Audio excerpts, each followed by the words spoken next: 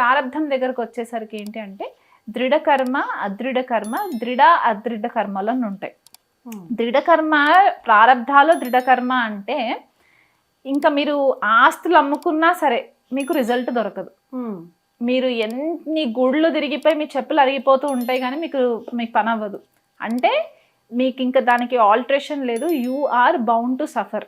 అంటే for example past లైఫ్లో తెలిసి తెలియకో ఎవరినన్నా మనం చంపేసాం అనుకోండి, ఈ లైఫ్కి వచ్చిన తర్వాత మనకు అదే స్థాయిలో మనకి రిజల్ట్ వస్తూ ఉంటుంది. అంటే అంటే దాదాపుగా మనం చావుని దగ్గరగా చూస్తున్న పరిస్థితులు లాంటి సిచ్యువేషన్స్ మనకి వస్తూ ఉంటాయి. కానీ మనము అందులో మునిగిపోతూ ఉంటాం.